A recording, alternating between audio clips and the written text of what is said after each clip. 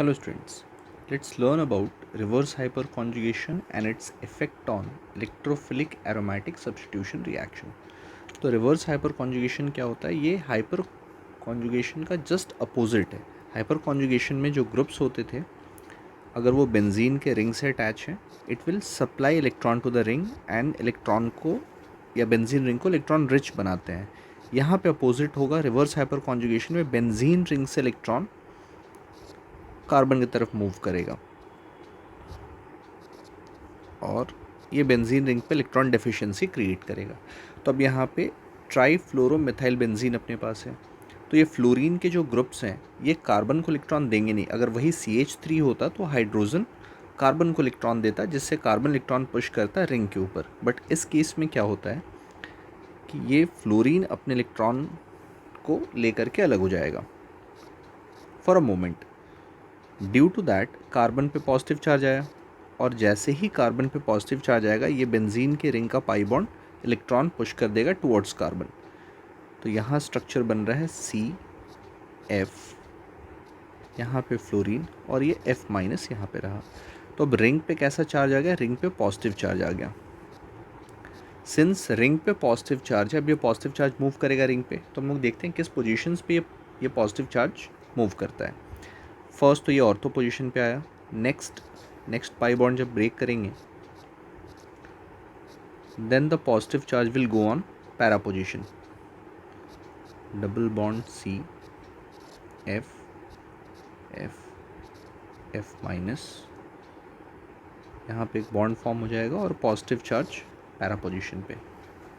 Next pi bond को break करेंगे,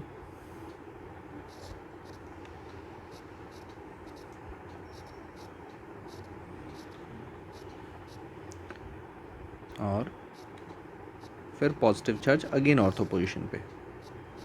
double bond C, F, F and F minus. तो इस रिवर्स हाइपर कॉन्जुगेशन में क्या हो रहा है? दैट फ्लोरीन इलेक्ट्रॉन को विड्रॉ कर रहा है, जिसके वजह से बेंजीन के रिंग पे ऑर्थो और पैरा पोजीशन पे इलेक्ट्रॉन डेंसिटी डिक्रीज हो गई. At ortho and para position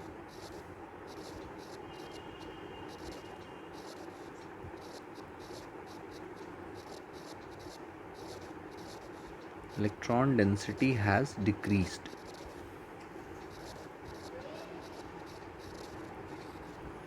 और अगर इन पोजीशंस पे इलेक्ट्रॉन डेंसिटी डिक्रीज हो गई है, तो इलेक्ट्रॉन फिर इसमें क्या करेगा? जब इलेक्ट्रोफाइल का अटैक होगा, तो इलेक्ट्रोफाइल हमेशा उस पॉइंट पे अटैक करता है जहाँ पे इलेक्ट्रॉन ज़्यादा होता है. तो बेंजीन के रिंग से तो इलेक्ट्रॉन कम हो रहा है.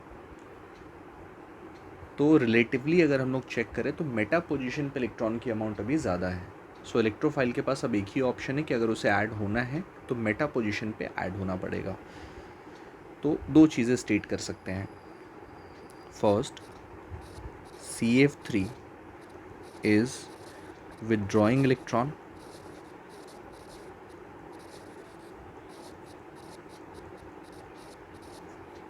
from the benzene ring,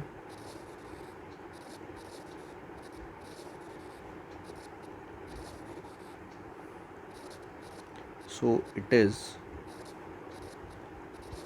ring deactivating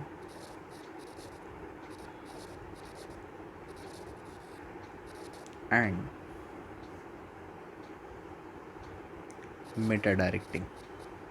Meta directing क्यों हुआ? Because electron density relatively Meta position पे अभी ज़्यादा है. तो इलेक्ट्रोफाइल अगर ऐड होता भी है तो वो M पोजीशन पे ऐड होगा. तो एक रिएक्शन का एग्जांपल देख लेते हैं हम लोग. इसी ट्राईफ्लोरोमिथाइल बेंजीन का अगर रिएक्शन हम लोगों ने किया with chlorine in presence of anhydrous ClCl3 और FeCl3, that will be an example of electrophilic substitution reaction. तो ये रिएक्शन अगर करते हैं तो क्लोरीन कहाँ पे अटैच होगा? It will be attached eight Meta position, क्योंकि CF3 इस केस में M डायरेक्टिंग इन्फ्लुएंस शो कर रहा है due to reverse hyperconjugation. तो एक ही प्रोडक्ट फॉर्म होगा और क्लोरीन हम लोग मेटा पोजीशन पे ऐड करेंगे.